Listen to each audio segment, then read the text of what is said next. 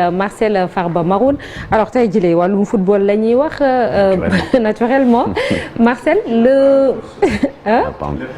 l'étoile non Marcel man ak moom moo yem ñun aw sax Puma xam nga damay boycotté Puma ndax dañoo waroon dóor étoile de toute façon léegi ñu am suñu étoile alors Marcel yàggul dara Sénégal am benn stade bu bees muy stade Abdoulaye Wade bi nekk fële ca Diamniadio ak cérémonie inauguration beeg match amical mais tey jii dafa mel ni contexte bi xaw na ute ak égyptiens yi ñuy dalal exactement ak match officiel bokkul loolu waral tey ñu taxaw ci chiffre 1 on le devinera aisément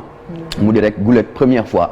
Sénégal daal di def sortie officielle ci stade Abdoulaye Wade bu Diamniadio Sawa allez la première on se le demande stade Abdoulaye Wade Sawa il faut qu'on s'y habitue c'est Sawa le sigle qui va avec donc Sénégal-Égypte ce mardi 17h match retour ai-je besoin de le rappeler des barrages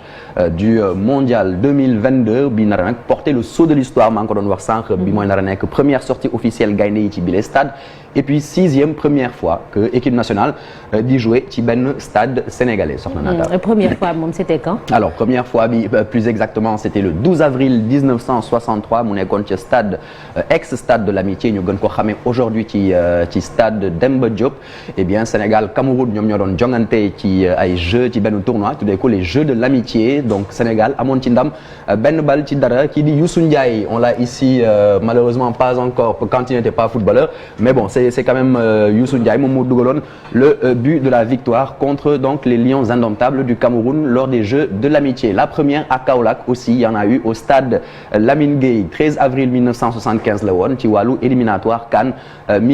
1976 eh bien Sénégal daal di dóor Maroc 2-1 kii di Christophe Sagna daal di réaliser le doublé pour les Lions du Sénégal ce jour-là soxna Nata. Et puis kenn fàttewul stade Léopold Sédar Senghor. kenn fàttewul stade Léopold Sédar Senghor bi nga xamante ne moom moo nekkoon suñu fief pour depuis pas mal de temps depuis une période bien déterminée donc premier match amical moom nag benn match amical la ñu tàmbalee ci boobule stade le 17 décembre 1985 ñu nag Corée du Sud la woon ñu dooroon leen 2-1 donc Joseph Koto ak El Hadj Mamadou Keita dugaloon les buts victorieux du Sénégal et puis le premier match officiel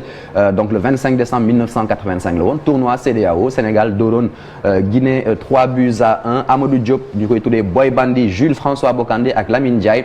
ñoom ñoo nekkoon les buteurs de l'équipe nationale du Sénégal il y a également eu la première à Ziguinchor on a fait le tour du Sénégal stade Aline Sitoé Diatta le 30 novembre 1991 xam naa nag c'était surtout dans le cadre des préparatifs de Sénégal 92 ndax bokkoon na ci stade bi ñu doon jouer à part le stade Léopold Sédar Senghor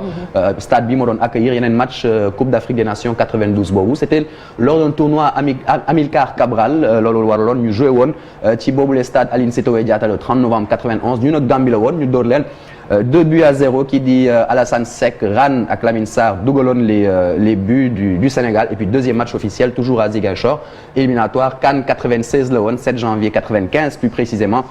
Sénégal ak Tunisie ndam demul ndam dikul 0 but partout soxna Nata. Et en parlant de faire le tour du Sénégal ñu dem Ndar te ku wax Ndar moom wax stade Babacar Seye. C'est ça stade Maître Babacar Seye ex Wiltor noonu la tudd noonu la ñu ko doon tuddee donc le 15 septembre 1996 moo nekkoon le premier match du Sénégal foofu benn match amical la woon Sénégal contre les Aigles du Mali 1-0 Alassane Keita moo dugaloon le but de la victoire contre les Maliens et puis la première aussi à Thiès donc maa ngi ko doon wax sànq on a fait le tour du Sénégal Stade Lat Dior le 23 mars 2019 loolu c'était évidemment plus récent on s'en souvient plus donc éliminatoire de la CAN 2019 Sénégal Madagascar 2-0 kii di Mbaye Niang dugaloon defoon rek un doublé dugaloon ñaari but ci suñu jongante ak Madagascar soxna Nata. mu mel ni bilan bi c'est globalement positif. Un bilan globalement positif ndaxte depuis 1960 année de son indépendance l'équipe nationale du Sénégal a joué dans 5 villes et 6 stades différents donc Dakar 2 stades donc Léopold Sédar Senghor et Demba Diop Kaolack Lamine Gueye Ziguinchor Aline Sitoé Diatta Thiès Stade Lat Dior et donc Saint-Louis Maître Babacar Seye c'était un match amical on le rappelle donc 6 premières fois 6 victoires vivement une 7e ce soir pour la première au Sawa de Diamniadio. Stade Abdoulaye Wade de Diamniadio. Exactement. Sawa on ira que ça ira on espère que ça ira bien. Allez. Voilà que Sawa allez que Sawa allez. Merci beaucoup Marcel. Merci à toi. Alors tout de suite ñu jàll ci leneen muy de quoi est-il le nom.